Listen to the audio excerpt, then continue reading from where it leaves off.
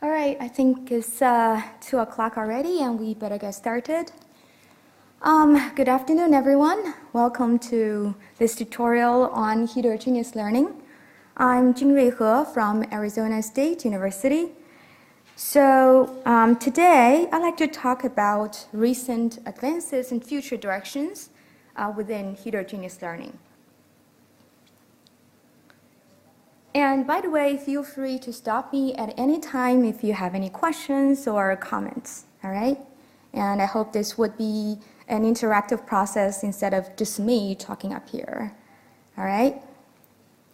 Now, first of all, what is data heterogeneity? What's the definition here? This is actually also known as data variety, which is part of the 3 V's that people have been using to define the big data. Okay? And actually, data heterogeneity refers to any inhomogeneous properties in the data of our target application. So within heterogeneous learning, our goal is to leverage the data heterogeneity related to a certain predictive modeling problem or application, if you will, in such a way that improves the performance of this resulting predictors or models. All right? Now, up until now, researchers have identified multiple types of data heterogeneity. And here I'm giving you just a few examples. The first one is called heterogeneous learning tasks. So what do I mean? In a given application, it's usually the case that we have data coming from different learning tasks. These data, they're related and yet different. I will dive into details a little bit later. For now, you can just assume that these different tasks, they are related. Although different pairs of learning tasks might have different degrees of relatedness. Okay, so that's the first type of data heterogeneity, which we call heterogeneous learning tasks. The second type is called heterogeneous views or heterogeneous modalities, if you will. Okay, because oftentimes, given a particular problem, we have information come in from these different sources, each of which might provide some additional insights regarding our data. All right? Now, for example, when we try to model a user, what information sources can we use? Here I'm showing just a few examples. The first one might be the online chatting records. Okay, the second one being the emails that this user has sent out or received in the past. Web browsing history, which website this user has browsed before, as well as social networks, who this user might be, okay, and what are their activities, and so on and so forth. So if we could somehow leverage the relatedness or consistency among these views, this information coming from the different sources, we might come up with a better model as compared to ignoring the multiple views in our target application. Okay, so that's the second type, which is called heterogeneous views. The third type down here, okay, is called heterogeneous instance labels. So what do I mean? When we consider heterogeneous instance labels, we usually view each example as a bag, okay, consisting of multiple instances. I will give examples of this later. For now, you can assume that these different instances might have different labels. And all these labels collectively will determine the label on the bag level or the example level. Okay, so this makes this particular problem setting different from all the others, okay, because we are sort of decomposing the example into a set of instances. Okay, now that's the third type. The last type, as an example here, is called heterogeneous oracles, which is commonly seen in crowdsourcing.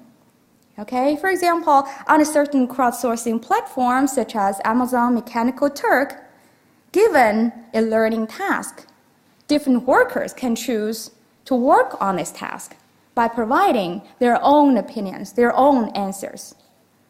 And of course, you can imagine these answers, they are of varying quality. Okay, it all depends on the worker's background, education history, expertise, and so on and so forth. So at the end of the day, one of the major learning tasks within crowdsourcing is to infer the ground truth, okay, or the true label information from the noisy information provided by all the workers. Okay? Now, more recently, there is a growing trend of learning from those problems which exhibit the coexistence of multiple types of data heterogeneity. And the key there is to leverage the interplay among the multiple types of data heterogeneity in such a way that improves the performance of our model so that it outperforms the model resulting from learning with a single type of data heterogeneity. And actually, this is going to be the focus of today's tutorial. Okay? So, where do we usually see those types of data heterogeneity? Now here, I'm showing you just a few application domains, okay, starting from security. So up until now, there have been numerous incidents related to data breaches or data leakage. For example, in 2013, the retail giant Target, for those of you who came from the US, you might know what Target is. Okay, so Target was hacked, and the hackers managed to get access to Target's customer service database, which consists of more than 40 million customer debit and credit card records, as well as more than 70 million customer records. Okay, so this later resulted in the largest ever settlement due to a data breach, which is about $18.5 million. Okay? And of course, there are other types of cyber attacks within the security domain, such as customer tricking, password guessing, fraudulent orders, okay, and so on and so forth. In the financial domain, we all know that there are constantly new patterns of fraud emerging every day. And nowadays, a relatively new fraudulent patterns is due to synthetic IDs. Okay, so instead of stealing identities from real customers, the fraudsters is doing the following. So the fraudster first collects information from many different sources regarding customer records. And then they would go about creating new identities by doing what? Mix and matching the information pieces from different records. Okay, so once these identities have been created, they will be used to apply for credit cards, which later will be exploited to make a profit. Okay, so that's a new pattern there. Within the security domain, what kind of data heterogeneity do we see? First of all, as I said before, when we want to distinguish the fraudsters from the normal users, we can collect information from various sources. All of these sources will somehow contribute to our model. Okay? And secondly, for different retail stores, Target, Neiman Marcus, Walmart, and so on and so forth, their fraudulent patterns might be similar and yet not completely the same due to their specific properties or characteristics. So there we might see another type of data heterogeneity, which is called task heterogeneity. Okay, so that's the security domain. Secondly, in the manufacturing domain right here, when we produce a certain product, it's usually the case that we'll be using multiple production lines, okay? And we need to build models for each and every production line for us to estimate the quality of the resulting product, okay?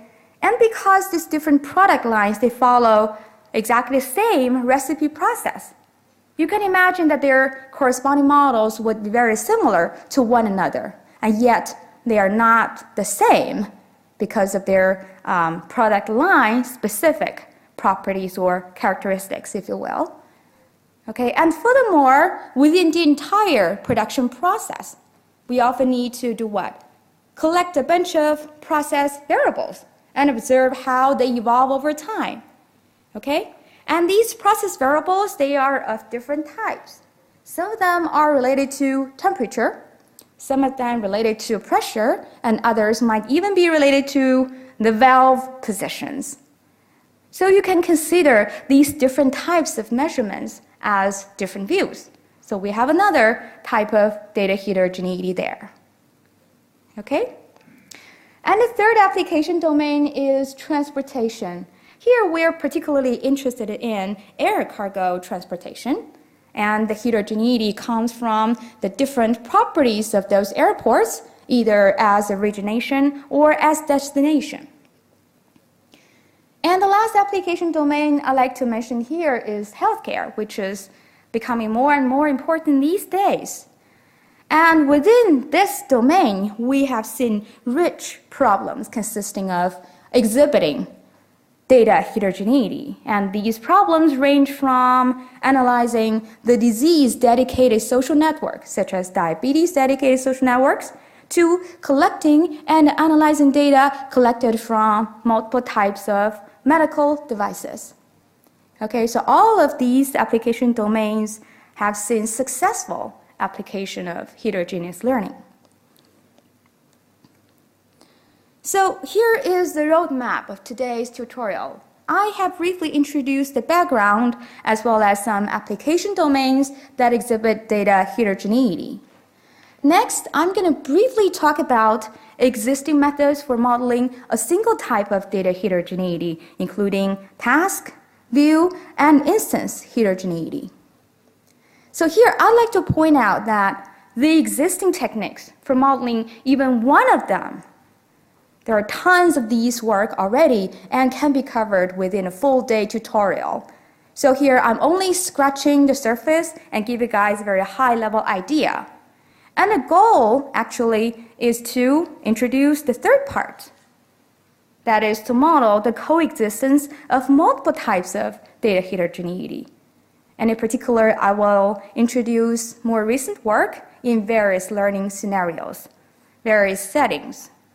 And eventually, I will conclude by presenting some key challenges and future directions. So first of all, let's briefly talk about the existing techniques for modeling a single type of data heterogeneity, starting from task heterogeneity. Okay? So for those of you who are familiar with this line of research, you should all know that here we have a basic assumption when it comes to modeling the task heterogeneity, which is the different tasks within a certain application, they're related to one another. Okay? And a specific way that the different tasks are related will lead to different models and algorithms. All right? So the specific techniques for modeling task heterogeneity can be roughly categorized into two groups. The first one being transfer learning or domain adaptation, if you will, and the second being multitask learning. Okay? And in transfer learning or domain adaptation, the goal is to learn in the target domain by leveraging the abundant label information from the source domain. So we do have some source domains and some target domains. And for the source domain, we have abundant label information, whereas in the target domain, we may or may not have any label information at all. However, what we care the most is the predict model in the target domain, not so much about the source domain. Okay, and in order to do this, you definitely need to leverage the relatedness or similarity between the source and the target domains. So that's the first category. The second category is called multitask learning, where we would like to simultaneously construct predictive models for multiple related tasks. So within multitask learning, there's no such notion as a source domain or a target domain, in the sense that each and every task is a source domain and a target domain at the same time. None of them has abundant label information, with only a little bit of the label information. And eventually, we would like to pull the label information from all the tasks in order for us to build the predict model for each one of them, respectively. And hopefully we'll get a good performance by doing so. All right? Now here, we usually experience one of these three scenarios within transfer learning or multitask learning. And before introducing these three scenarios, let's first look at some notation. Okay?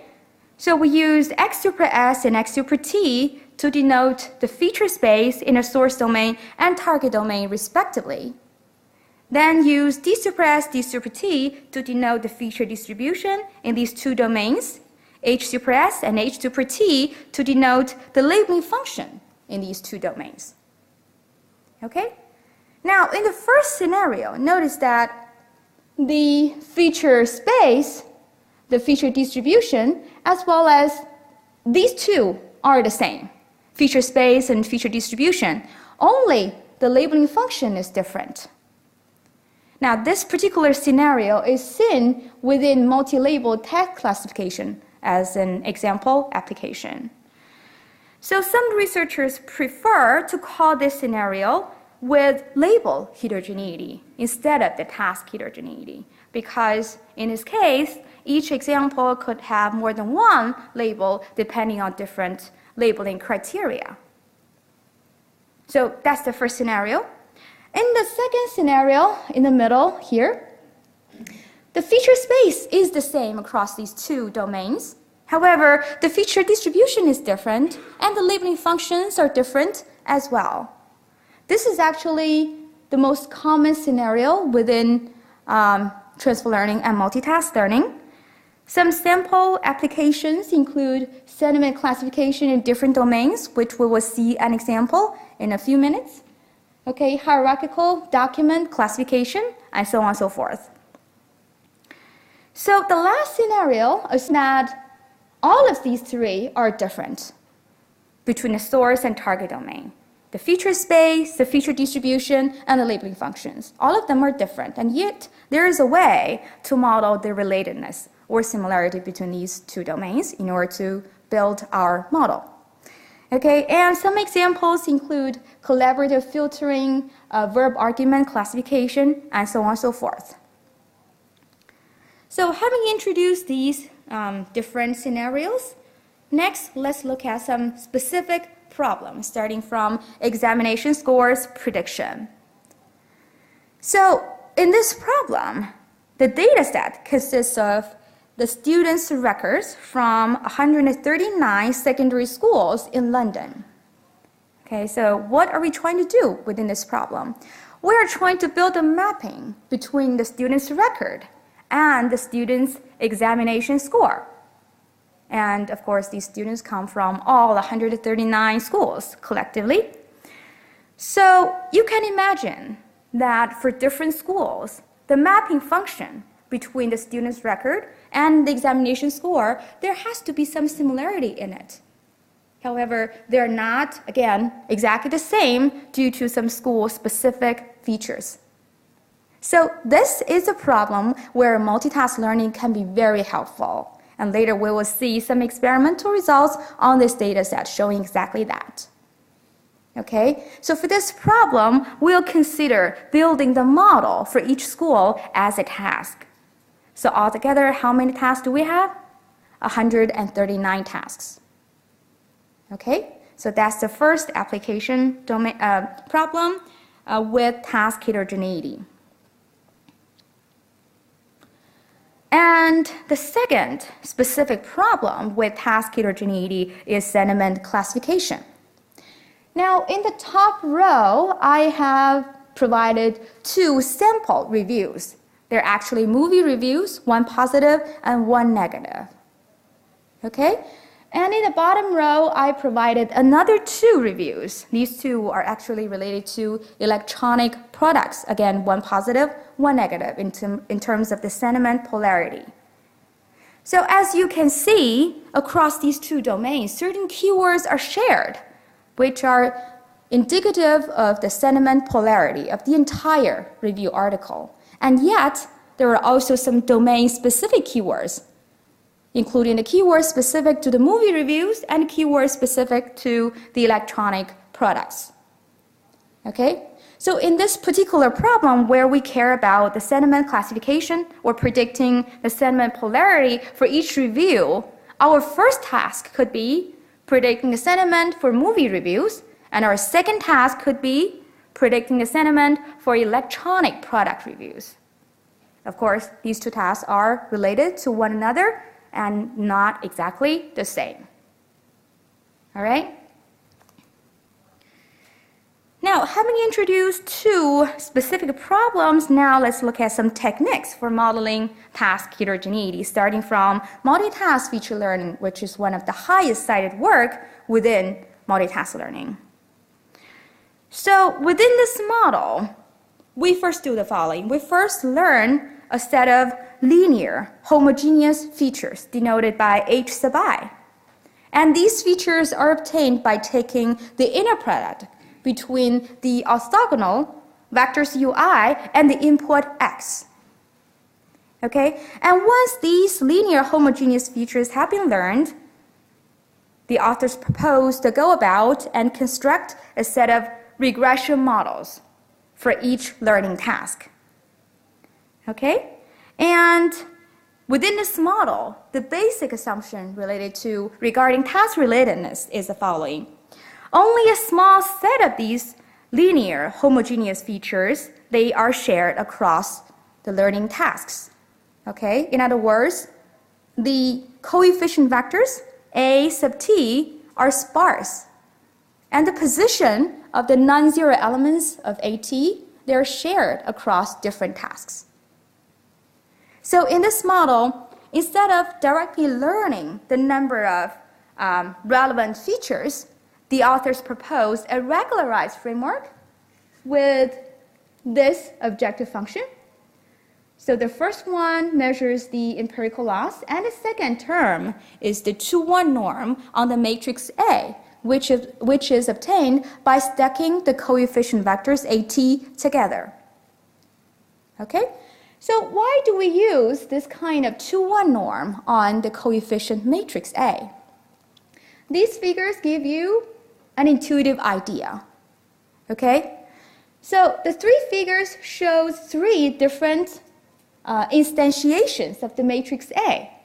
Now the commonality across these three matrices is that they're all binary matrices with black indicating 0 and white indicating 1. And across all three matrices, they all have exactly t non-zero entries. Okay? So for the first matrix instantiation, its 2-1 norm is square root t. Okay? And for the matrix on the right-hand side, its 2-1 norm is t. So what conclusion can we draw from these figures? It tells us that when the norm increases, when the 2-1 norm increases, the level of sparsity along the rows decreases. Okay, so when do we see the smallest value of the 2-1 norm for the matrix A containing exactly t non-zero entries? It happens when all of those non-zero entries are on the same row. On the other hand, the largest value of the 2-1 norm occurs when these non-zero entries, they're distributed on different rows. So the conclusion is that this 2-1 norm encourages sparsity along the rows. All right? So this is the multitask feature learning. And next, I'd like to show you some experimental results comparing multitask learning with single task learning. So how do we do single task learning on the school data that we have discussed a few minutes ago? Okay, so on the school data, remember that we have the students' records from 139 secondary schools, right? And to make things simple, we can pull all these records together, no matter which school they come from. We can pull them all together and pretend that they all belong to the same task. And then on top of this aggregated data set, we can build a single model. So that's how we perform the single task learning on the school data. Okay? This figure compares three approaches in terms of their normalized mean squared error, how it changes with different training ratio. And in this figure, we actually see three algorithms. One is ridge regression, one is lasso. These are both single task learning algorithms. Okay? They're done in the way that I just described by ignoring which school a certain student comes from. And then we also have the red curve, which is multitask learning using the trees norm to encourage the low rank structure on the coefficient matrix A. So previously we saw how the multitask feature learning uses the 2-1 norm, and here we use a similar norm, which is the trees norm. Okay? And as you can see, on this particular data set, multitask learning performs much better as compared to single task learning. All right? So that's all for the very brief introduction on task heterogeneity. Again, as I mentioned before, the existing work on transfer learning, domain adaptation, or multitask learning can be introduced, can be covered in a full day tutorial already. And I'm just giving you guys a very high level, very brief introduction. So the second type of data heterogeneity is called the view heterogeneity. And again, let's start from the basic assumptions. Actually, among the existing work on modeling view heterogeneity, they make different sets of assumptions. So two common sets are listed here. The first one being conditional independence of the different views given the class label, and view sufficiency, meaning that each view is sufficient for learning given abundant label data. So that's the first set of assumptions made in some multi-view learning algorithms. The second set is just view consistency, assuming that if we were to build different models on top of different views on the information collected from different information sources, the output of these view-specific models should be consistent on the same example. Okay, that's an alternative assumption made by some learning algorithms. So the specific techniques for modeling view heterogeneity, they belong to multi-view learning, where our goal is to construct predictive models by somehow exploiting the relationship among these views obtained from, say, multiple information sources. Okay? Now here is an example with view heterogeneity, where the problem is web page classification. In other words, we would like to predict which category a certain web page belongs to, okay, whether it's a faculty homepage or a course homepage. For this particular problem, we do have two views or two information sources. The first one being the text features on the web page itself. Okay, as you can see, we can use a bag-of-word model to collect the text features on the web page. Okay, you can also use some other methods to extract the text features on this web page. That's view number one. View number two is the text on the hyperlinks, pointing from other pages to the target web page. And this is called view two, text features from hyperlinks.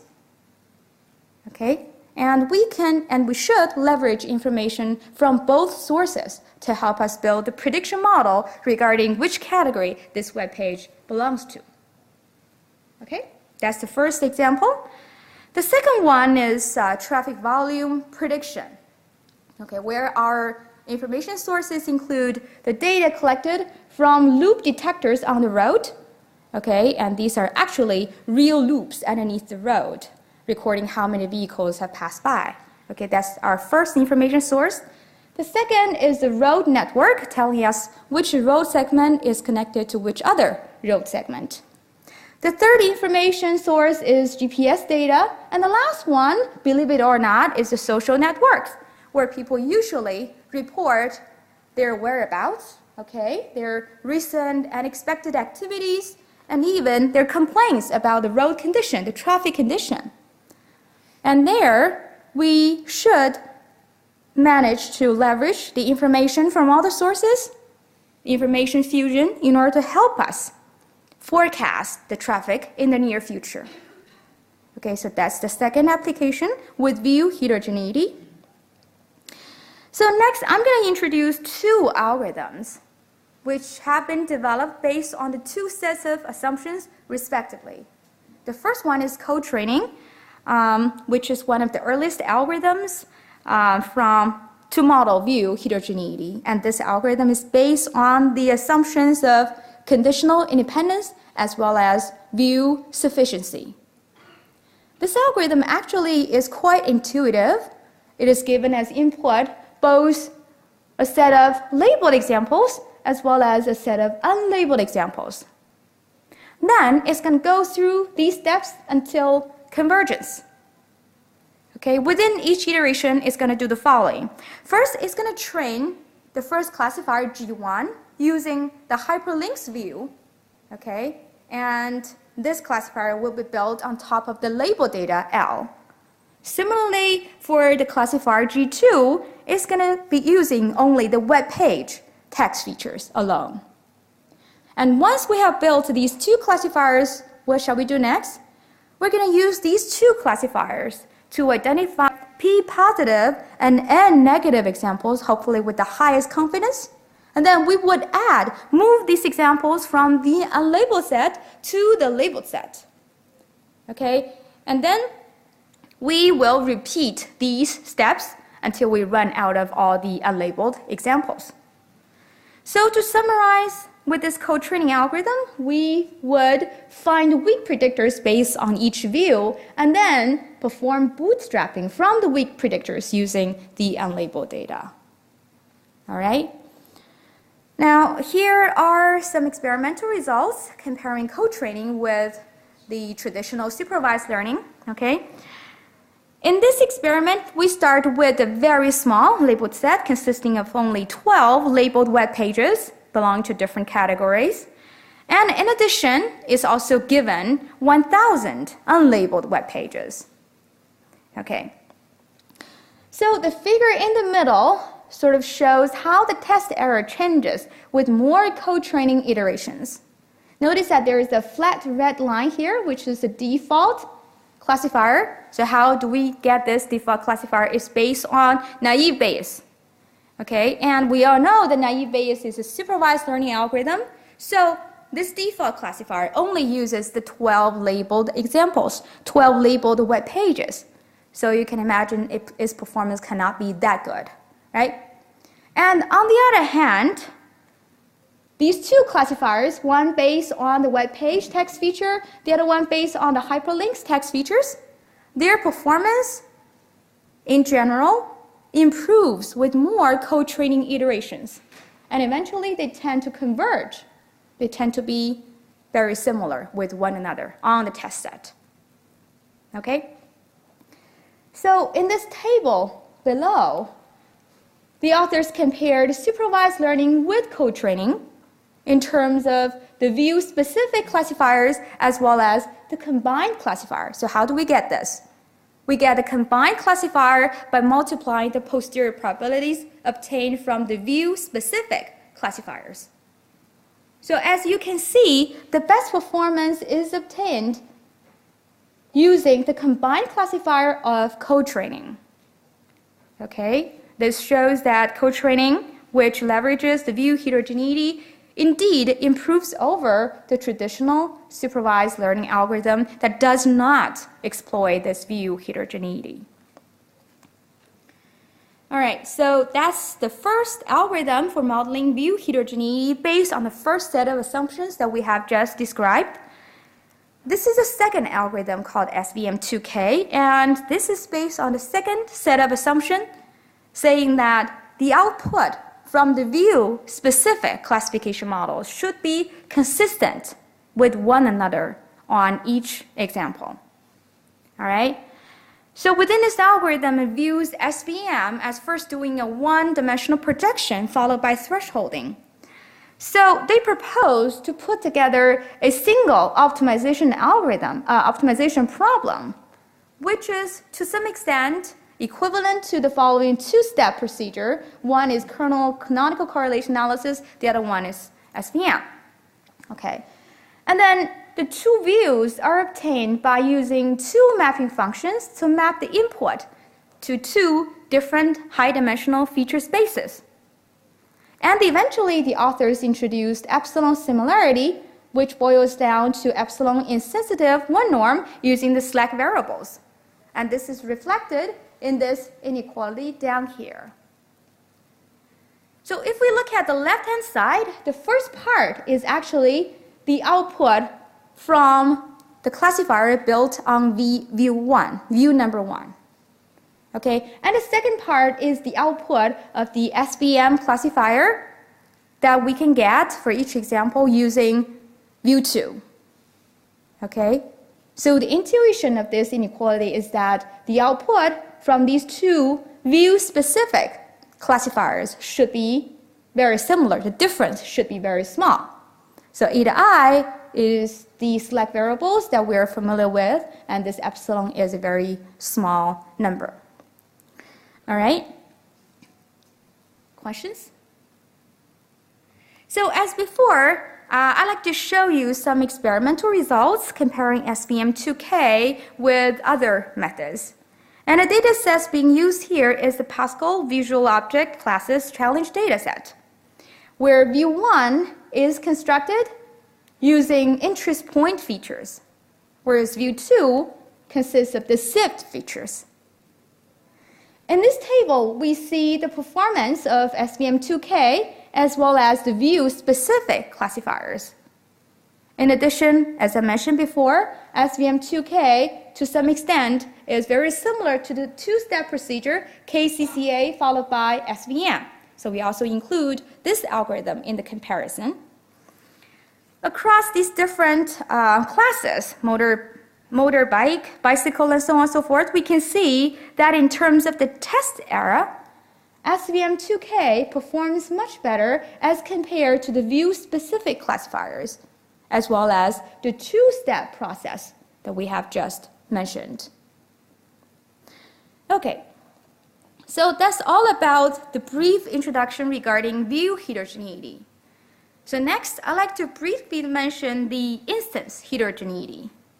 Okay, again, let's start from the basic assumption. For problems that exhibit instance heterogeneity, we view all the examples differently in the sense that we think of each example as a bag consisting of multiple instances. It can be decomposed into multiple instances. We allow these instances to have different labels. And eventually, all these instance level labels collectively will determine the bag level label. Okay? Now, more specifically, a positive bag means that at least one of its instances would have the positive label.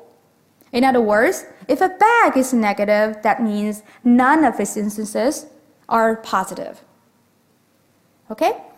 So the major techniques for modeling instance heterogeneity is called multi-instance learning.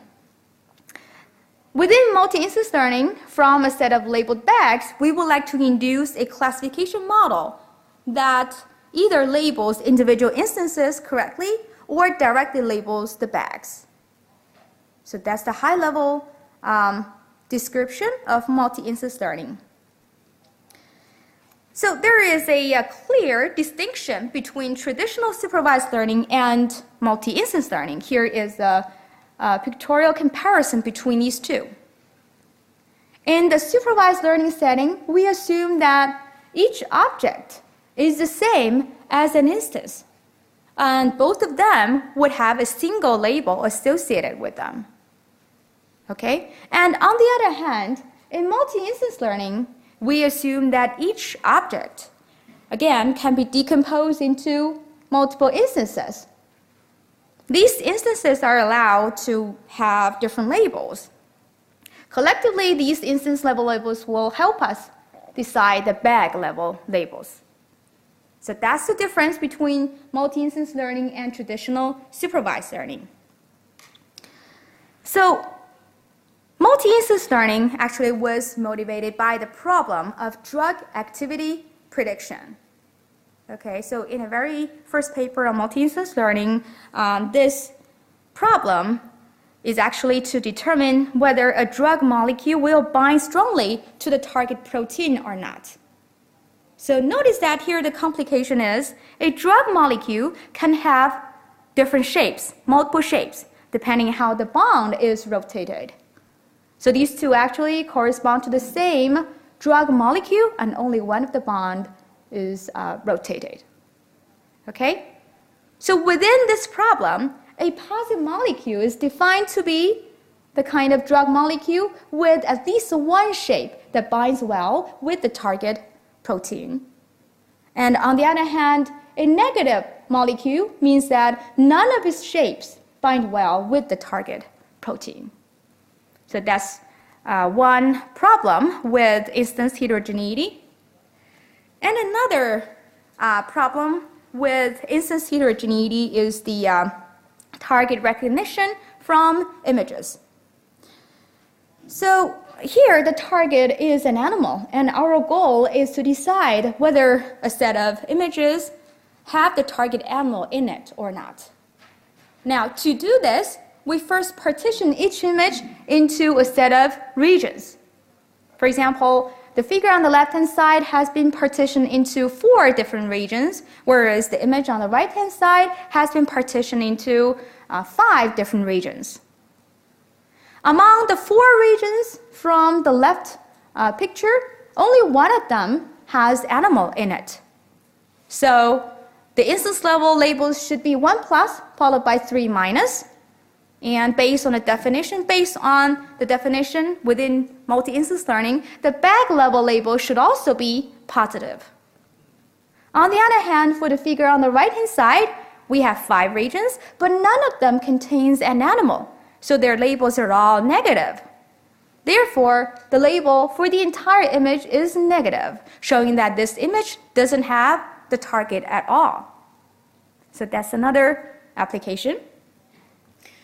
So in this page, I'd like to briefly introduce 2 multi-instance learning algorithms. They are called multi-instance SVM, either the lowercase or the uppercase.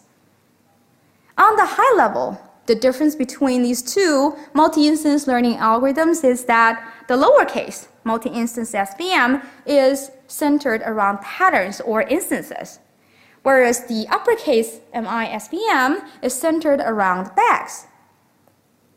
Now, more specifically, if you look at their formulation, first of all, for the lowercase multi-instance SVM, if you look at this formulation, you can see that it's actually very, very similar to the SVM formulation, except that here, in addition to solving for the parameters WB and epsilon, the select variables, we also need to solve for the instance level labels YI. So this is going to be mixed integer programming eventually. On the other hand, for the uppercase multi-instance SVM, the constraints are different, meaning that within each bag, we take the max of all the instances. Okay? We take the max with respect to the output of SVM over all the instances, okay, and then multiply that with the bag level label. So more intuitively, these 2 algorithms, they would lead to different results. In these 2 figures, the negative instances are indicated by the minus sign here. We have tons of those minus signs.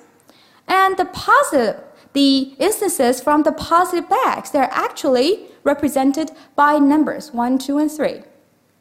And the points with the same number, they come from the same positive bag. Okay? So for the figure on the left-hand side, we can see that this separating hyperplane is determined by both the positive instances as well as the negative instances within the positive bags. In other words, all the instances in the positive bags would contribute to this separating hyperplane. Okay? More or less. On the other hand, for the uppercase multi-instance SVM, only the positive instances in the positive bags as well as the negative instances in the negative bags will contribute to this separating hyperplane. Whereas the negative instances from the positive bags, they would not affect the separating hyperplane that much. Okay? And this is all because of this max operator in the constraint.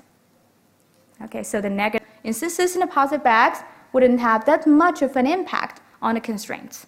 as well as the hyperplanes. So these two tables compared the two formulations of multi-instance SVM with other multi-instance learning algorithms. Okay, and the table above is with respect to image annotation. Okay, and we can see that the uppercase multi-instance SVM is marginally better than the lowercase multi-instance SVM. That's for image annotation. And another data set that the authors use is regarding text categorization, where they did not see any significant difference between these two formulations of multi-instance SVM. Now, on the other hand, both formulations are better than the existing multi-instance learning algorithm. So that would conclude our second part regarding existing techniques for modeling a single type of heterogeneity. Okay, again, I'm only scratching the surface. And the next part is actually the focus of this tutorial, where we are looking at the problems with multiple types of data heterogeneity. And our goal is to leverage the interplay among the different types to help us build a more accurate and more reliable model. Okay? So let's start with multitask multi-view learning. So within multitask multi-view learning, we target those problems that exhibit both types of data heterogeneity. More specifically, it means that we have multiple learning tasks, okay? And these tasks are, of course, related with one another. At the same time, the examples from the different tasks, they have features obtained from different information sources. So here is an example where our goal is to classify the images obtained from different types of websites. So one type of websites are the Chinese websites, the other type is the English websites. So in order to perform this image classification, we can of course extract a bunch of image features. Okay, that corresponds to the common view in the middle. In addition, when it comes to classifying images on websites, we should also consider the surrounding text, right? Because they provide us with very relevant information regarding what this image is about. So for the images coming from task 1, they are in the Chinese websites. So the surrounding text can be converted into a set of Chinese tokens. And similarly, for the images in task 2, they come from English websites, so their surrounding text can be converted into a set of English tokens. So they are another view or another information source for characterizing the images that we care about. That's the first application with dual heterogeneity. The second one is about document classification, where the documents can be of different types. The first one are the tweets, which are usually short, concise, and noisy. Okay, and the second type of documents is the conventional documents, such as the ones that we can find from New York Times. So we would like to, for example, classify those documents based on the overall sentiment polarity. Okay, and for each document, we can use the back-of-word model or the advanced word-to-vec model to extract a bunch of features. Okay, and in addition, for those tweets, remember that they have been generated by users. And for those users, there are social networks connecting them with their friends. So of course, we can extract the social network-based features. Okay, they constitute another view for classifying the tweets, predicting what kind of sentiment polarity a certain tweet has. So that's another application with both the task and view heterogeneity. Now, having introduced these two applications, now let's look at the first algorithm for modeling both the task and view heterogeneity. This is actually a non-parametric approach based on graphs, and the name is item squared. So how do we model this problem? We use a graph to represent this complex problem setting. Now this graph has two different types of nodes, one representing the solid nodes, represent the examples from the different tasks, and the other type of nodes represent the features from different views. And of course, the example nodes are connected with the feature nodes, and the specific edge weight depend on the feature values. Based on this graph, we can create an optimization problem for directly learning the classification function on all the examples. And the optimization algorithm has this objective function, which boils down to 3 different parts. Let's start from the simplest part, this one, that measures consistency with known label information. In other words, it is actually the empirical loss, right? Comparing how our current algorithm compares with the ground truth, okay, in the training set, of course. The second part is similarity on the common view. So by building this graph, we actually allow label propagation. And you can imagine that for the features over here, they would receive labeling information from examples in task 1 and task 2, respectively. So we would like to see consistency or similarity between the information coming from task 1 and task 2. So that's what this term is about, similarity on the common view. And the last part within this objective function is about consistency between task and view. What do I mean here? It means that the positive examples should somehow be represented by the features bearing the positive label, and vice versa. Okay? So based on this optimization algorithm, the authors propose this label propagation algorithm, and eventually it will lead to the classification function for classifying all the unlabeled examples in the 2 tasks, respectively. Okay?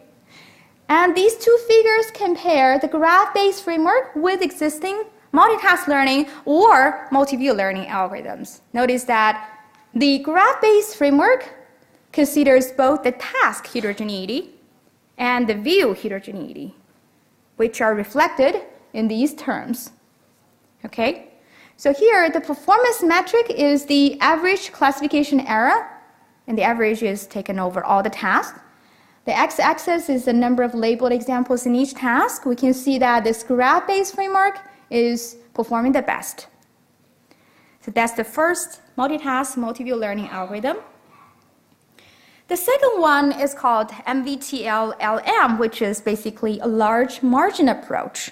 So I'd like to mention that this model is actually designed for transfer learning or domain adaptation, where the examples do have features from different views or different information sources. So here we see that this is the source domain and this is the target domain. Both of them have 2 views, respectively, and we assume that the feature distributions are different, okay, which is the second scenario that I have introduced when we talked about the task heterogeneity. Okay, and this formulation actually reflects the large margin notion within this approach. The different terms has the following meaning. This first one is the 2 norm on the coefficient vectors for each view. So here, this approach is actually a parametric approach in the sense that for each task, each view, we're building a linear model with the coefficient vector W. Okay, so this first term measures the 2 norm, the second term is the slack variables, and the third and fourth term measures the view consistency on the source domain and the target domain, respectively. Okay, so this approach also uses the second set of assumptions related to view consistency, that is, the view-specific classifiers should generate similar output with respect to the same example. So that assumption is reflected in the third and fourth terms, respectively. Okay, and of course, we're going to downweight the source domain examples so that our main focus would be the target domain examples. And down here, we see some comparison results comparing the large margin approach, the bottom row, with some other methods, either based on a single view or based on multiple views, such as the co-training algorithm. And this is in terms of the classification accuracy. We can see that this large margin approach performs the best across all the competitors. So the third method I like to introduce for addressing multitask multi-view learning is called the regMVMT, which is actually an inductive method. This is also a parametric approach in the sense that for each task, each view, there will be a linear model, okay, and with the coefficient W as well. So this boils down to an optimization problem, okay, with the first term being the empirical loss, okay, the second term being consistent, measuring the consistency among the prediction results across multiple views. Okay, so basically we're comparing different views, the output of the classification model between different views.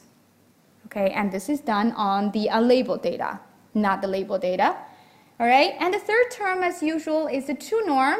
The last term is going to measure how different the weight vectors are across different learning tasks.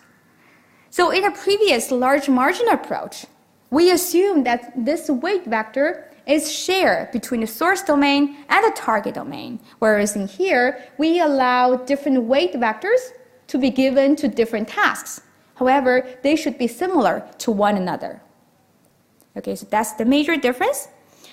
And here at the lower right corner are some experimental results comparing this inductive method, which is this red curve, with some existing approaches for multitask, multi-view learning.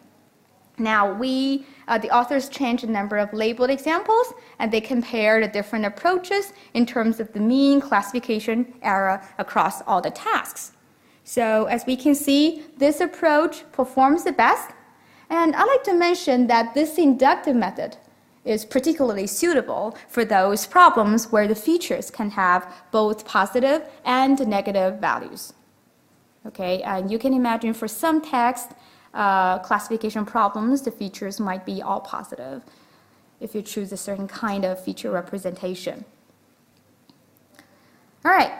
So the next approach I'd like to introduce regarding multitask, multi-view learning is named the Noble, which is essentially a Bayesian approach.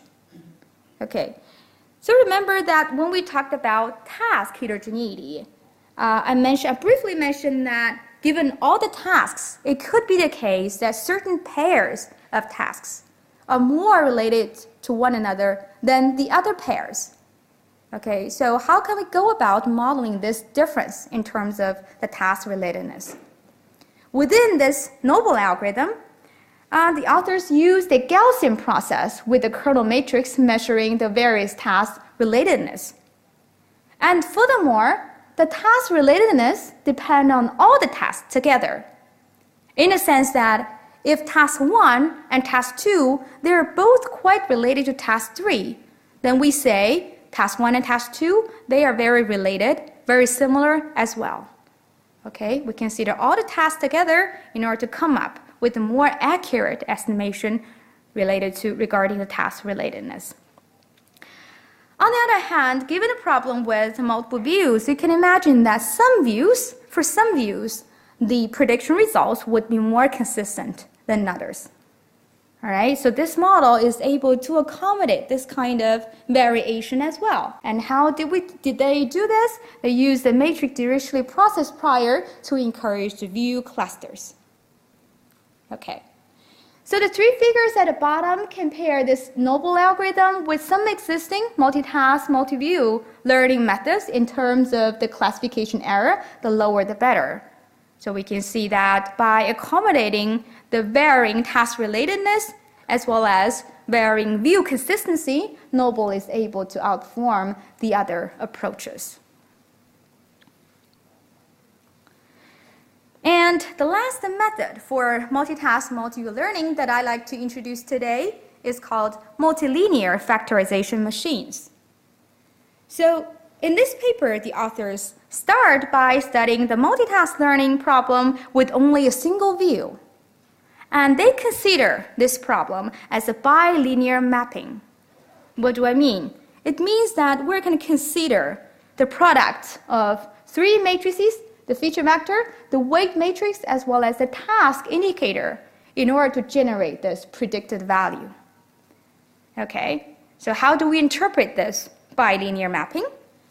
if we look at the product between this weight matrix and this task indicator vector, we can see that this task indicator vector with only one non-zero value will make only one of these columns active. And that column would correspond to the task that this feature vector comes from. And eventually this feature vector will be multiplied with the corresponding activated column in order to generate the predicted value.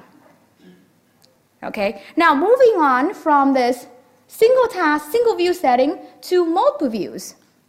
Bilinear mapping becomes multilinear mapping.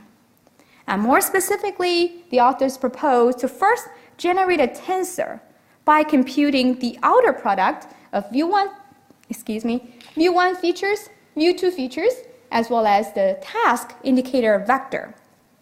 So once this tensor is obtained, they would compute the element-wise inner product between this tensor and another weight tensor to generate the predicted value. So as you can imagine, the task indicator will make only one slice of this weight tensor active. And this slice will be later on being multiplied with the outer product of view 1 features and view 2 features in order to generate this predicted value. Okay? So what kind of problem can there be if we were to introduce a weight tensor? You can see that there are many, many parameters to optimize in this weight tensor. And we need to be careful if we don't have abundant label information. This type of complexity might lead to overfitting. So how did the authors address this problem? Tensor CP decomposition on this weight tensor to reduce the degree of freedom. And this also helps with the overfitting problem. So that's all for multitask, multi-view learning. Next, I'd like to move on to the second setting, which is multi-view, multi-instance learning. As usual, I like to start for this learning setting, I like to start with a few applications, a few specific problems where multi-view, multi-instance learning has been successfully applied. The first is abnormal user detection. Okay? For example, if we are trying to catch the fraudsters in the financial domain, and we collect the information for all the users from different channels, these different channels might include the information from financial transactions, the customer profiles, social media, and even customer surveys. On the other hand, in order to catch the abnormal user activities, we also have to take into consideration the user's dynamic behaviors over time. Okay? Now, if we to look at the activities of all the users over time, we have the following observation. That is, even if a user is the so-called fraudster, his or her activities in many timestamps would be perfectly normal. And they would only commit the crime occasionally. Okay? And this is to avoid being caught so that they could stay under the radar for a long time. All right? And because of this, if we pool this fraudster's behavior over all the timestamps together, if we mix them together, then the useful signals correspond to the illegal activities will be buried under the normal activities from that user. Okay? So we need to have a fine-grained look over this user's activity. In order to do this, we consider each user as a bag. And how do we define the instances? Each instance would correspond to this user's activities within a certain period of time. All right? And the user is considered to be abnormal or is considered to be a fraudster if and only if during at least one of the time periods he or she is doing something abnormal or illegal. Otherwise, if a user has none of those timestamps within which he or she is doing abnormal stuff, then this user is considered to be a normal user. This matches exactly the definition of multi-instance learning. Okay, now that's the first application. The second one is video scene recognition, where we're given a bunch of video scenes and we would like to see whether that scene contains our target or not. Okay, and in one of the papers, the target is the horror scene that they would like to identify in the video. Okay, so here the multiple views correspond to the different types of features that can be extracted from the video scene. And on the other hand, each video scene can be decomposed into multiple shots, with each shot being represented by the keyframes.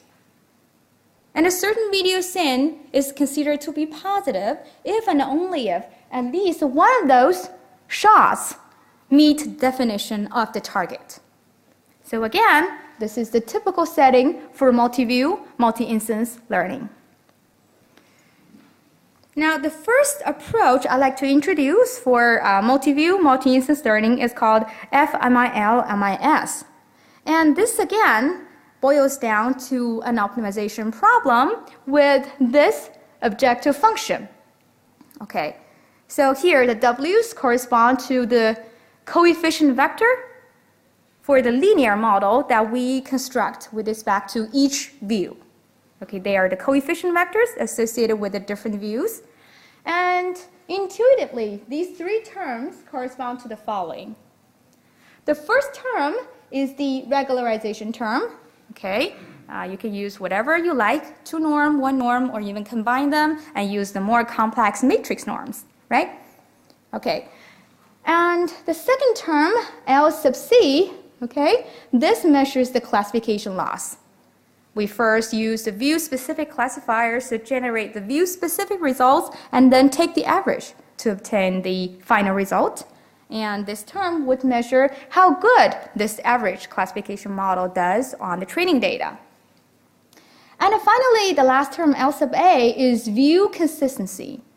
Notice that when we do not have this instance heterogeneity, by imposing this view consistency, we require the prediction results to be consistent, coming from different views on the same example. But now, because we have this instance heterogeneity, each example is decomposed into multiple instances. So here, this view consistency is no longer applied on the example level. It will be applied on the instance level. Okay? Now, this, of course, would lead to more constraints because each example will be decomposed into multiple instances, but we have a way to address this problem. In particular, we use the concave-convex procedure to decompose the optimization problem into a series of convex subproblems, and then use stochastic gradient descent to solve for the subproblems. Remember that in the previous slide, I said that because we're imposing the view consistency on the instance level as opposed to the example level, this would lead to far more constraints as compared to the example level constraints. So to address this problem, we're going to use 2-level sampling. One is the bag level, the other one is the instance level. In other words, we first sample a set of bags, and then within the selected bags, we're going to sample the instances to be included in our current iteration. Okay? Now, here are some experimental results comparing this multi-view, multi-instance learning approach with existing multi-instance learning method. And these results are obtained on an insider threat detection problem. This refers to the problem of catching those malicious insiders in a big organization. So how does the data look like? Basically, in the data set, there's a very low percentage of the users. They are malicious users. And for those users, they have a negative period characterized by the start date and the end date. They would perform the illegal activities within this time period. And then outside of this time period, they would be no different from the normal users. Whereas for those normal users, they don't have such a time window at all. Okay? So this figure down here compares FMIL-MIS with existing multi-instance learning approaches in terms of the F1 score among the top 20 selected users that the algorithm thinks are malicious. And the x-axis is the different training ratio. We can see that this red curve, which corresponds to FMIL-MIS, performs the best among all the competitors. All right? Now, the second approach I'd like to introduce with respect to multi-view, multi-instance learning is called IM²IL. And this actually has been successfully applied to video scene classification. So essentially, what this model does is the following. For each scene, it's going to generate two different views in the following ways. The first view is called the independent view, where the authors view the different shots within the same video scene as being different, independent from one another. Whereas in the contextual view, the authors propose to view the different shots within the same video scene as connected and dependent with one another, and they propose to use the epsilon graph to model such connectiveness. All right? And once these two views have been established, they propose to use different kernels to map them into different high-dimensional feature spaces, which will be later fused via this joint sparse coding method to obtain the final classification model. Okay? And again, here are some experimental results applying this approach on video scene classification. The table on the upper left corner summarizes the features that have been used in their experiments. And the table in the lower right corner compares this approach, IM²IL, with the other multi-instance learning techniques.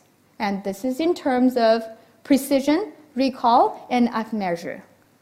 We can see that this algorithm performs the best comparing with the other multi-instance learning algorithm, primarily because it also takes into consideration the multi-view property in the video scene classification problem.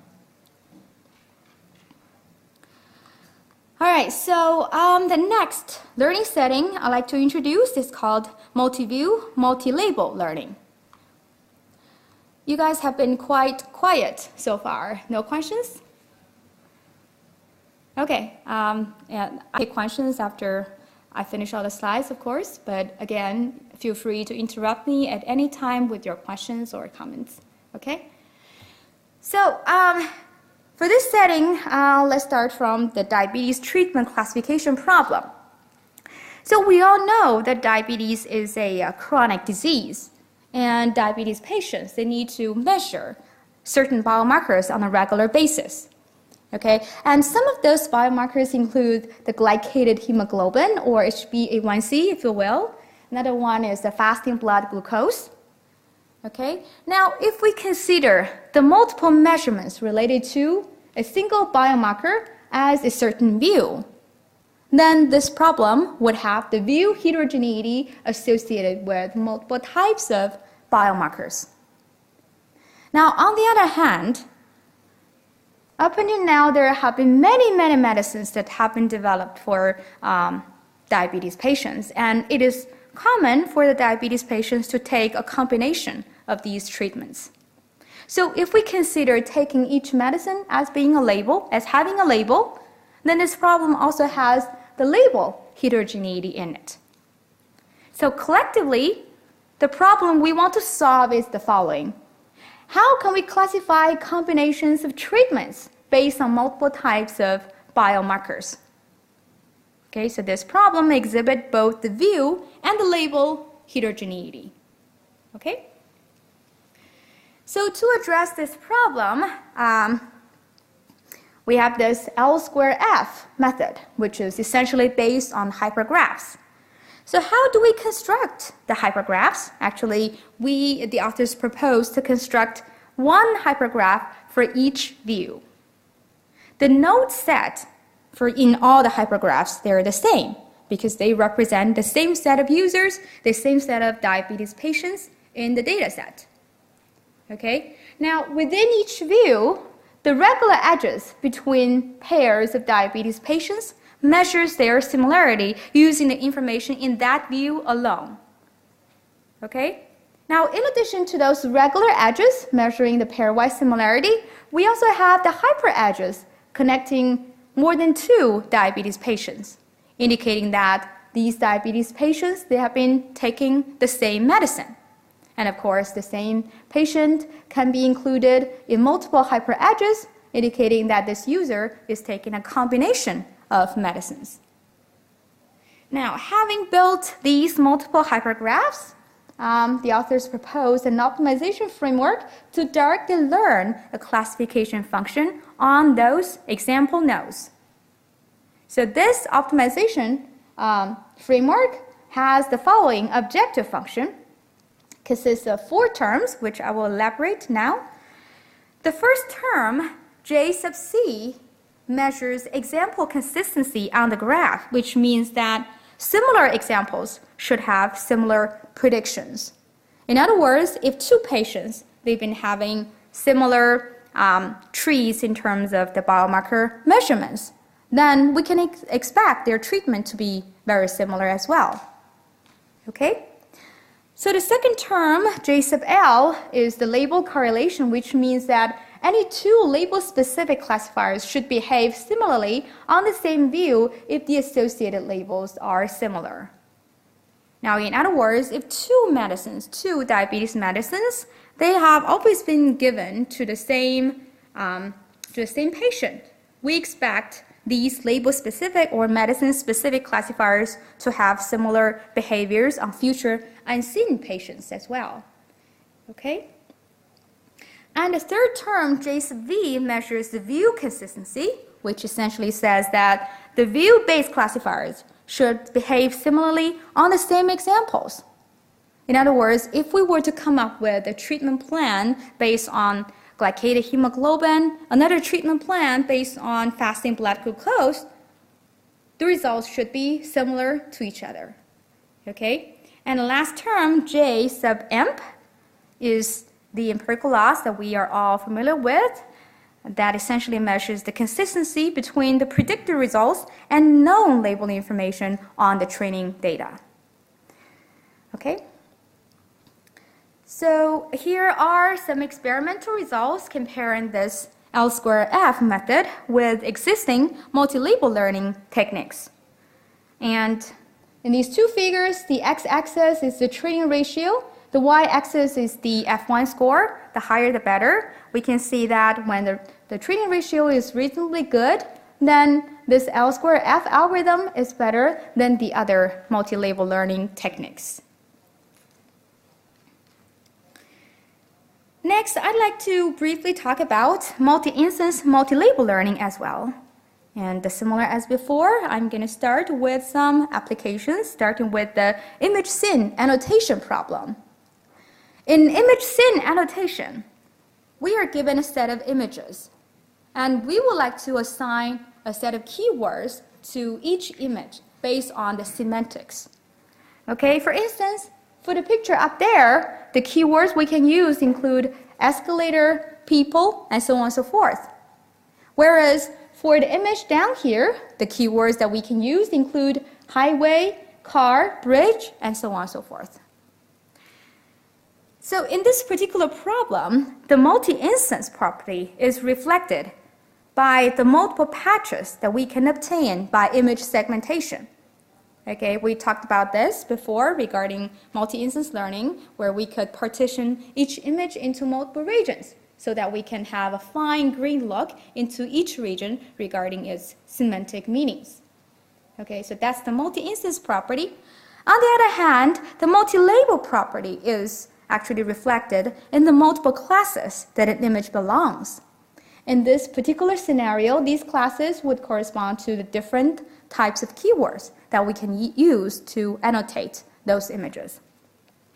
Now, this particular setting is also called MIMO, where the objective is to learn a function that maps from the instance space to the label space. Okay? So here are 2 existing techniques for multi-instance, multi-label learning. They are called MIMO Boost and MIMO SVM, respectively. I'm comparing these 2 algorithms side by side so you can have a more intuitive comparison between the two. MIMO-Boost is actually using multi-instance learning as the bridge, whereas MIMO-SVM is using multi-label learning as the bridge.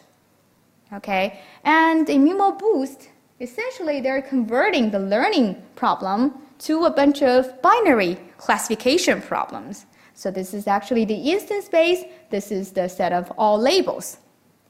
All right, and in particular, they are converting each MIMO example into a number of multi-instance bags, and these multi-instance bags equal to the number of class labels that they're considering here. All right, and eventually they would design a boosting algorithm on the bag level for the MIMO-Boost. On the other hand, in MIMO-SVM, they transform each MIMO example into a multi-label example. And this is done via using Hausdorff distance to measure the distance between the bags. And eventually, this problem is converted to a bunch of multi-label learning problems directly. All right? So here are some comparison results between MIMO-Boost and AdaBoost.mh, which is an established multi-label learning technique. So here, these tables show how certain performance metrics change with more boosting rounds. As we can see, the MIMO-Boost performs better than AdaBoost. So how do we interpret the different evaluation metrics? The upward arrow actually means higher values are better, whereas the downward arrows indicate that smaller values are better. So the conclusion that we can draw from these two tables is that MIMO-Boost performs better than AdaBoost, as it considers one more type of data heterogeneity. And on this page, I am presenting to you some comparison results between MIMO-Boost, MIMO-SVM, as well as some existing multi-instance learning techniques. So this is done on image classification, where the image classes include desert, mountains, and so on and so forth. So we can see that MIMO-Boost performs the best in 2 of those 5 classes, whereas the MIMO-SVM performs best in the remaining 3. The authors also performed the pair t-test. So the conclusion is the following. There's no significant difference between MIMO-Boost and MIMO-SVM. Okay, so they're both doing a good job, but both of them are significantly better as compared to multi-instance learning. Again, showing that by taking into consideration the dual heterogeneity, the 2 types of data heterogeneity at the same time, we can improve over existing techniques that only considers one type of data heterogeneity. Okay? So finally, I'd like to briefly talk about some existing techniques for modeling triple types of data heterogeneity, and this is called multitask, multi-view, multi-label learning. As the example, I like to use the previous diabetes treatment classification problem. Remember that in this problem, the multiple views correspond to the multiple measurements associated with different types of biomarkers. Okay, one is the glycated hemoglobin, the other one is the fasting blood glucose. On the other hand, the label heterogeneity is reflected in the combination of medicines taken by the same patient. Okay, and as some of you might know, within diabetes there are different types, such as type 1 diabetes and type 2 diabetes, which affect people of different age groups. So type 1 diabetes is essentially an autoimmune condition, whereas type 2 diabetes is largely related to unhealthy lifestyles. Therefore, if we would like to model treatment classification for different types of diabetes patients, we have an additional type of data heterogeneity, which is called the task heterogeneity. So for this modified problem setting, our question is changed to the following. How do we classify combinations of treatments based on multiple types of biomarkers for different types of diabetes patients at the same time. Okay? So to address this problem, people have proposed the high MLS method, which essentially uses joint matrix factorization. Okay? In particular, here they start with a bunch of matrices. Okay? These X matrices, they represent the example feature matrices coming in from different tasks and different views. All right? In addition, we also have these label matrices, example label matrices. Actually, it contains the information regarding the different types of labels. Then the authors propose to jointly factorize those matrices while requiring some factor matrices to be shared across different tasks, different views, and different label sets. And this is to facilitate the different assumptions that we made with respect to task relatedness, view consistency, as well as label similarity, or label correlation, if you will. Furthermore, the authors propose to stack up this matrix factorization to a multi-layer structure by repeatedly doing this matrix factorization in the middle factor matrix. The result is a hierarchical clustering with respect to the diabetes patients as well as the set of medicine. Okay? And these two tables show some comparison results between high MLS, basically taking into consider all three types of data heterogeneity, with some existing heterogeneous learning algorithms taking into consideration less types of data heterogeneity. Now, in particular, the first one, MLS, is multitask, multi-view learning. It doesn't take into consideration the label correlation or label similarity, if you will. Okay? And the second one is MLST, which is essentially multitask learning.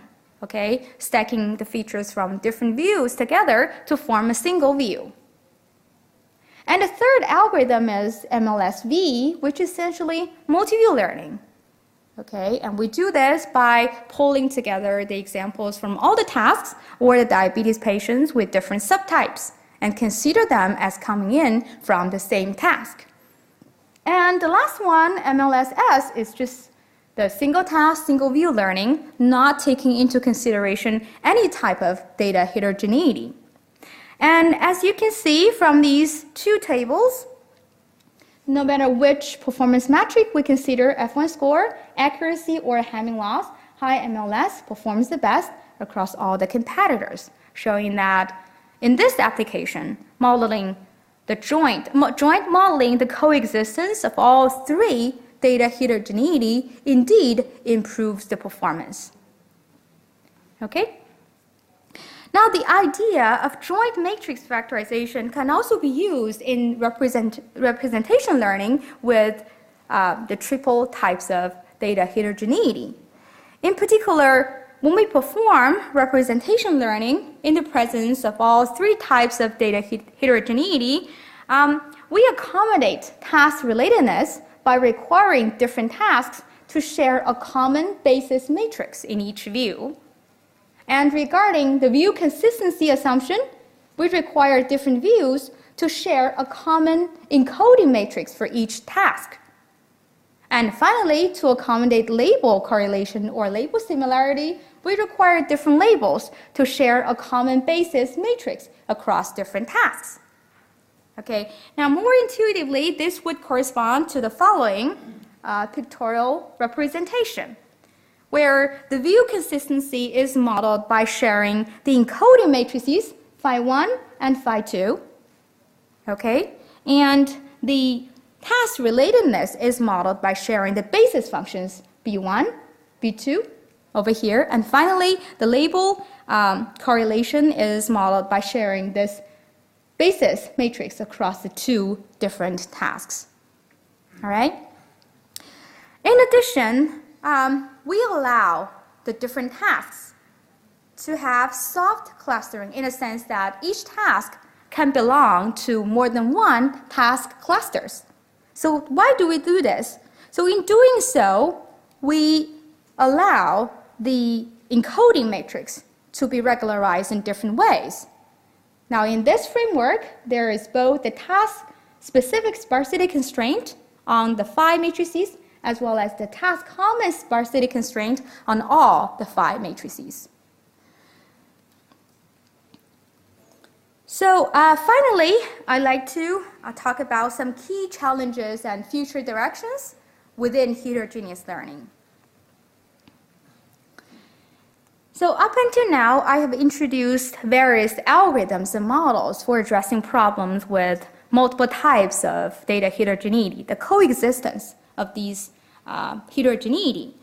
So you probably have the impression that in order to accommodate the coexistence of the multiple types of heterogeneity, the model will become more and more complex. With the more complex model, there comes the risk of overfitting. So the question is it always the case that the more complex model will lead to the best performance?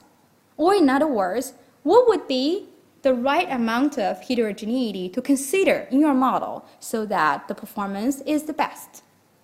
So that's the first challenge we have within heterogeneous learning. The second one is regarding the generalization performance.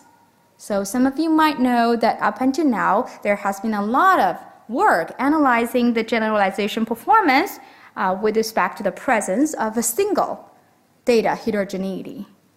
Okay?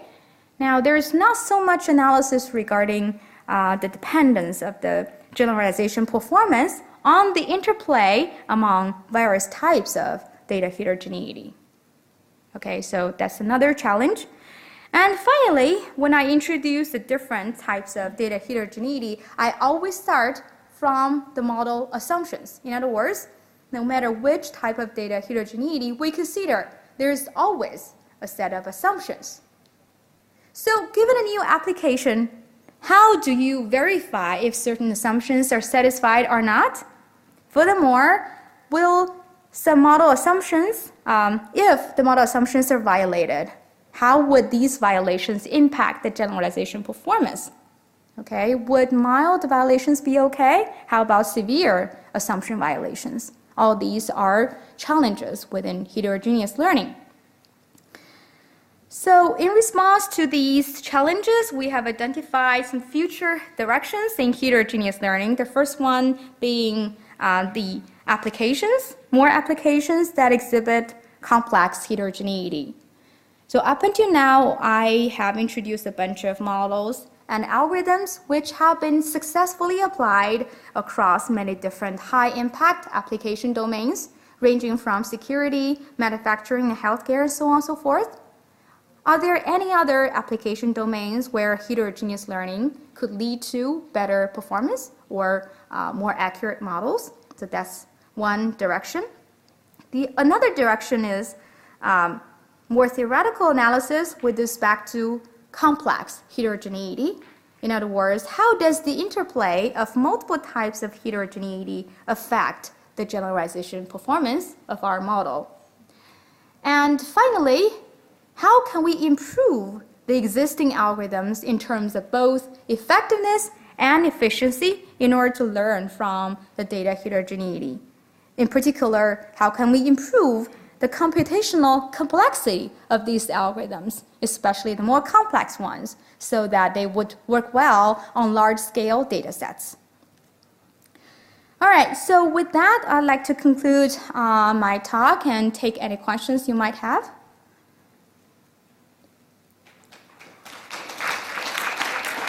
Thank you. Yes, please. Is there any open source algorithm can be used?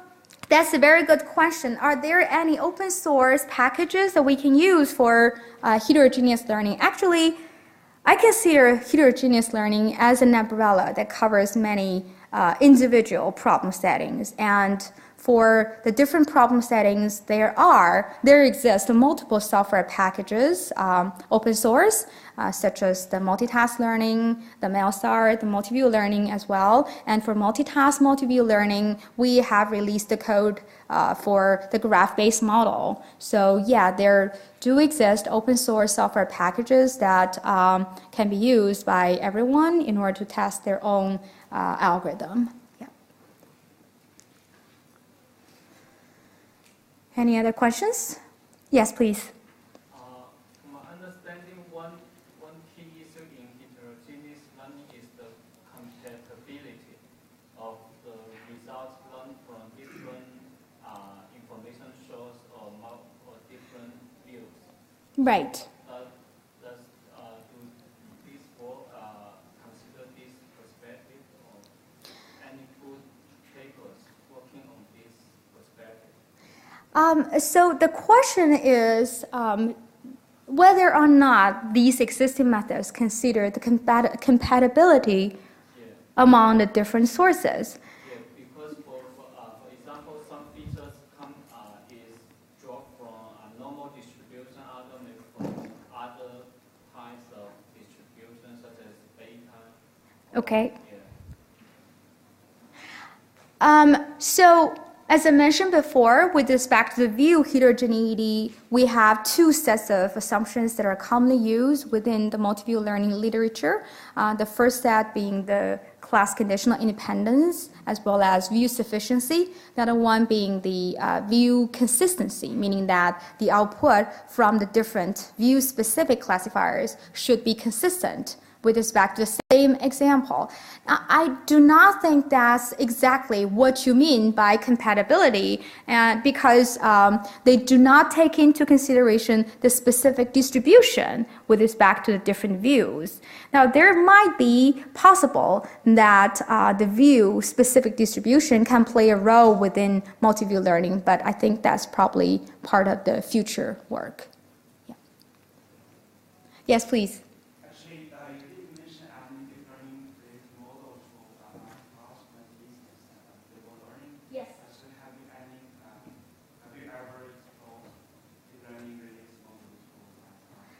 Actually, so I mentioned at the very beginning when I talk about modeling a single type of heterogeneity, even for addressing, for example, task heterogeneity or view heterogeneity, there are tons of existing work that can be covered within a full-day tutorial. So actually, there are already plenty of deep learning-based models for addressing a single type of data heterogeneity, but I didn't mention them because, as I said, I'm only scratching the surface with some basic models for modeling each type of heterogeneity. Now, of course, there is the potential of using the deep learning models for the coexistence of multiple types of heterogeneity. Actually, one of the work that I introduced here is along that line, which is the multi-layer structure.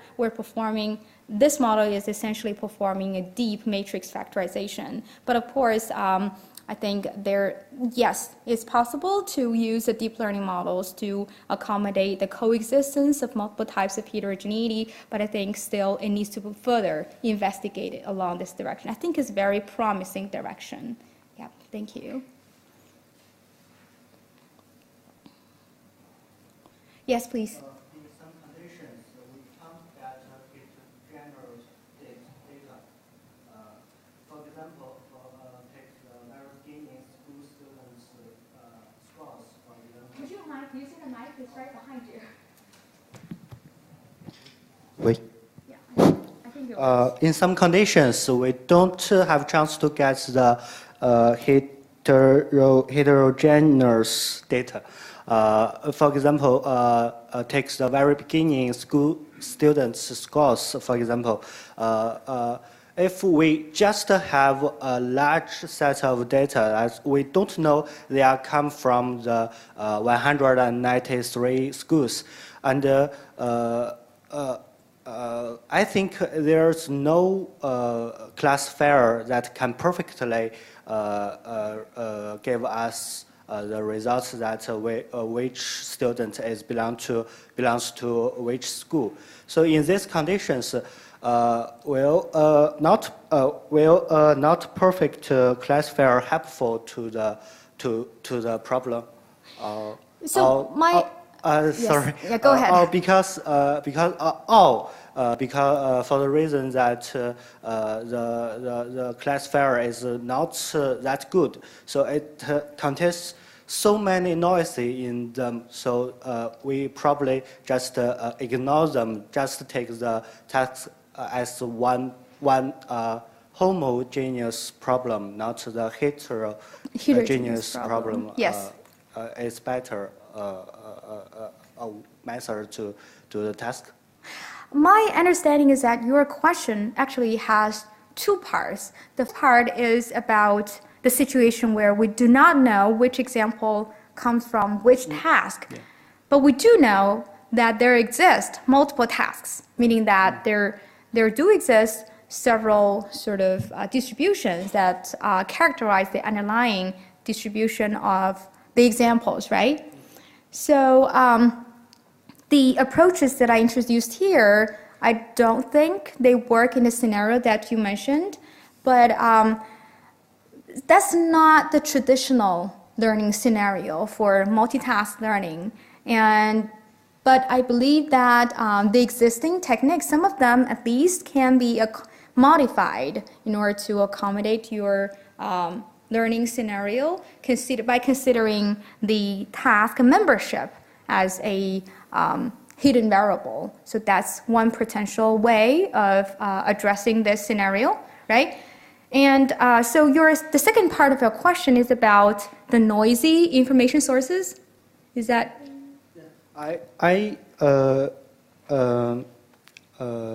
In my work, I actually use a classifier to discover different sources of data. I just classify the data into, for example, 5 classes and use some heterogeneous algorithms to do my tasks. But the result is not good.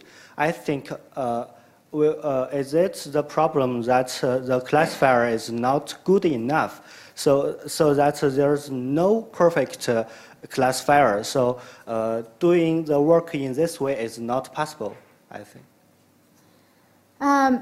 If I understand correctly, you are trying to predict which source an example comes from or which feature. So you're talking about the membership of an example with respect to a task or the membership of the feature with respect to the source. So which one are we talking about here? But your first answer has answered my questions. So, okay. So no problem. Okay, thank you for the question, and if you have further comments, we can definitely take it offline. So one more comment I'd like to make with respect to the multitask learning is that, again, I didn't have time to cover all the aspects within multitask learning, but we start by making the assumption that all the tasks are positively related with one another. So based on this assumption, jointly learning the models for multiple tasks will be helpful for each task. However, there are situations where this so-called negative transfer would occur. In other words, the different tasks, they are, instead of positively correlated, they are negatively correlated. So in that case, if you still perform multitask learning or transfer learning in the presence of a negative transfer, your model wouldn't be so good as compared to single task learning. But then the question is, how do you know, given a new problem, if two tasks are positively or negatively correlated? So that actually is linked to one of the challenges that I have identified towards the end of my talk. How can we validate certain assumptions that we have made with respect to each type of data heterogeneity, right? And in the case of task heterogeneity, how do we validate if all the tasks are positively correlated? How do we validate there is no negative transfer? Yes, please. I would like to ask regarding the applicability of these models. Mm-hmm.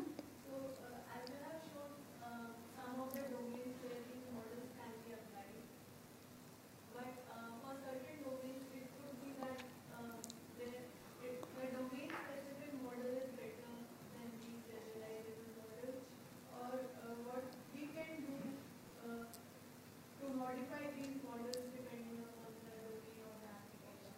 That's a very good question. So I think let me give it a try to rephrase your question. So how do we know whether a certain model that I have introduced here would perform in another different domain? Can I sort of translate your question in that way? Can I put, okay. So I think many of these algorithms, they have been motivated by specific application. And therefore, this model has been designed so that it is consistent with the specifics in the application domain. For example, the graph-based algorithm for multitask multi-view learning is particularly suitable for modeling documents or for document classification, if you will. And if there are negative features for this algorithm, if there are negative features in a data set, then this algorithm wouldn't be so applicable. You would probably want to use another algorithm, this regMVMT, which is suitable for the problem with both positive features and negative features. So given a new application, to decide which algorithm works best for your application, and I think we need to have some prior knowledge regarding the data in this application, at least whether the features are all positive or some of them positive, some of them negative. And in addition to having the prior knowledge to help us decide which model to use, we could also, of course, perform cross-validation, for example, to decide on the best model. And so for these different models, besides the basic assumptions, I think some of them have some additional assumptions. And at the end of the day, how well does the model perform with respect to a specific application would largely depend on how these additional assumptions are satisfied. So again, you have the problem of validating, you have the challenge of validating whether certain assumptions are satisfied in this application to decide on, to help you decide whether you should use the corresponding model and algorithm or not. Yeah. Did it answer your question? Or yes, please. I think I see in some case maybe there's dependency between the multi-view of the same object. Yes. So do you consider this case in some model? Do you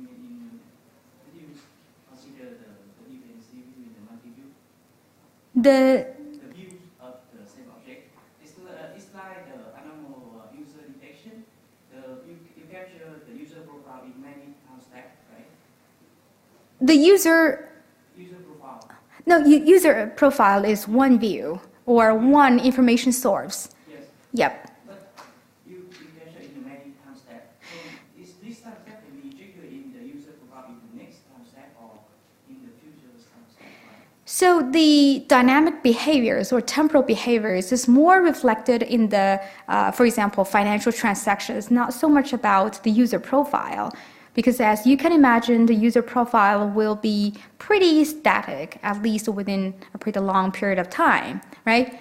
As we can imagine, the user profile contains this person's name, address, phone number, and all of these properties will be relatively stable, at least over a period of time.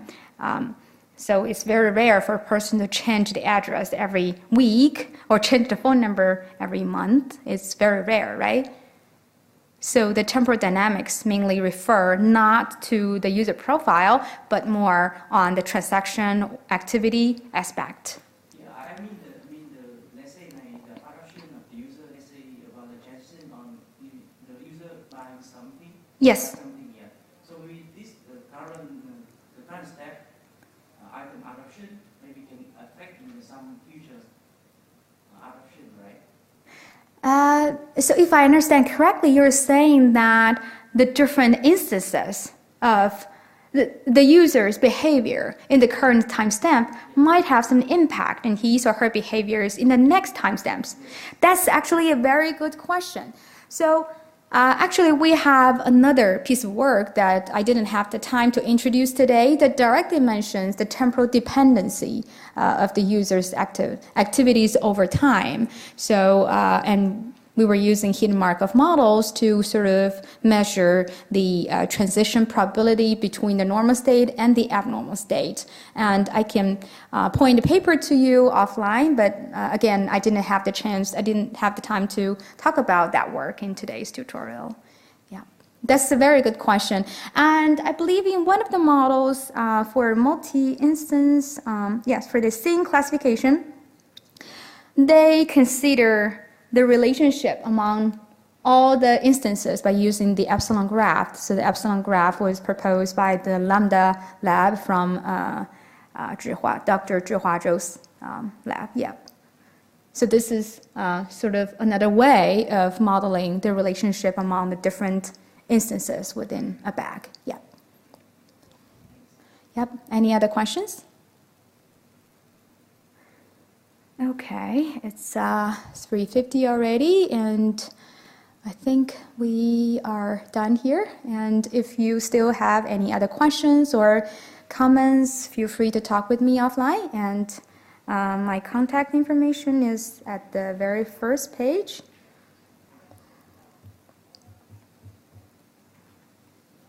Yeah. So thank you again for coming here today. And for all the great questions that you guys have asked. I appreciate that.